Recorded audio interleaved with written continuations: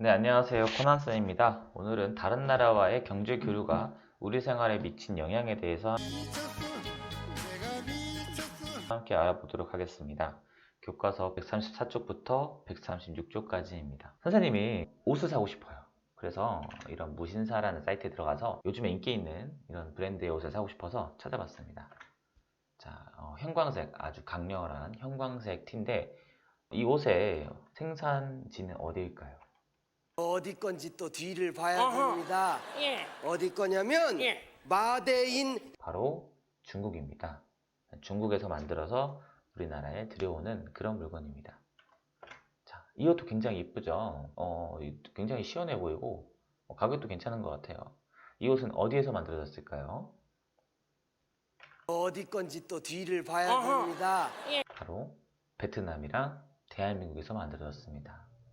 자, 이렇게 우리가 의생활에서 우리 반 친구들이 입고 있는 옷을 봤을 때 생산지가 다양하다라는 걸 알 수 있어요. 자, 유니클로 같은 경우에 우리나라에 들어와서 굉장히 많은 옷을 판매를 했었는데 불매운동으로 인해서 철수를 하고 있는 상황이죠. 의식주 중에 식생활을 보도록 하겠습니다.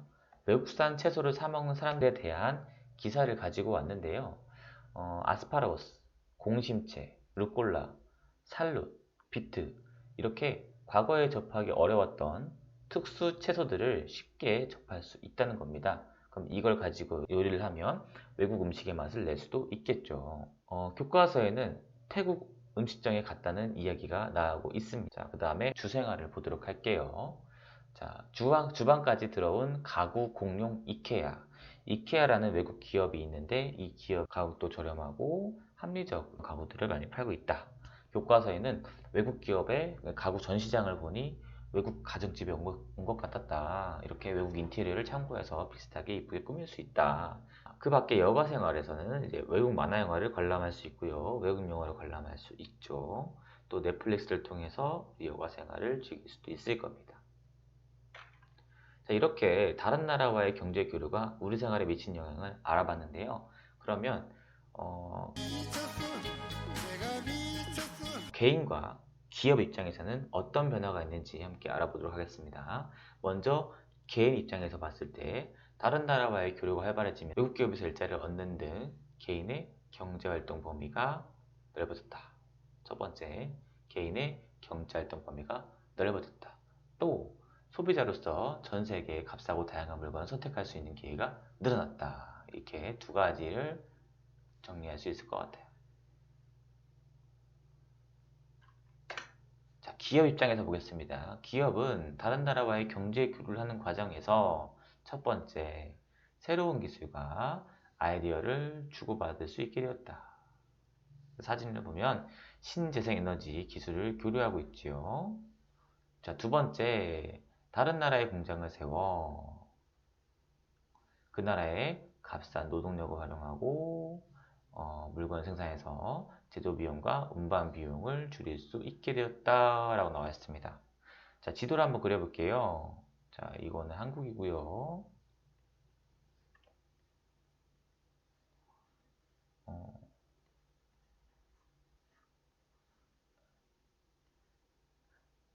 자, 이렇게 그렸습니다. 여기 캐나다, 미국, 남미, 일본, 한국, 중국이죠. 선생님 그림 못 그려요. 이해해 주세요. 자, 한국에서 공장을 한국에서 운영했을 때의 비용을 생각해 봤을 때, 자, 인건비가 최저임금이 8,400원, 8,500원이라고 합니다. 그러면 8시간을 일을 한다고 쳤을 때 8,500원을 곱해 보면은 하루에 한 사람을 사용했을 때 기업이 부담해야 되는 비용이 나오게 되는 거죠. 88에 64에 85, 40이니까 6만 8천원 정도가 지출이 됩니다. 그런데 한 사람이 생산할 수 있는 옷의 양을 계산해 봤을 때 사실 한국과 중국, 베트남이 크게 차이가 없을 거란 말이에요. 그러면 이 공장을 중국이나 베트남으로 넘깁니다. 우리가 지난 시간에 봤듯이 우리나라의 주요 수출국은 중국, 미국, 베트남입니다. 그러면 중국으로 공장을 세우면 중국에서 물건을 생산해서 바로 물건을 중국에 팔 수 있겠죠. 또 베트남도 마찬가지로 바로 물건을 팔 수 있겠죠. 그러면 운반 비용도 줄어들고 베트남 한 사람이 임금도 우리나라보다는 훨씬 저렴하기 때문에 제조 비용도 감소하게 됩니다. 자, 마찬가지로 이제 미국이나 남미에는 우리가 자동차를 많이 판매하고 있는데 자동차 회사를 남미에 세우면 남미에서 생산할 때 단가가 내려가고요. 운반 비용도 감소하게 되는 겁니다. 한국에서 미국으로 배 타고 가는 것보다는 남미에서 미국까지 차로 가는 게 훨씬 비용이 감소하겠죠. 이런 식으로 기업은 새로운 기술과 아이디어를 주고받을 수 있고요. 그리고 다른 나라의 공장을 세워서 값싼 노동력을 활용해서 생산 단가를 낮춥니다. 그러면 자연적으로 기업의 소득이 증가하게 되는 거겠죠.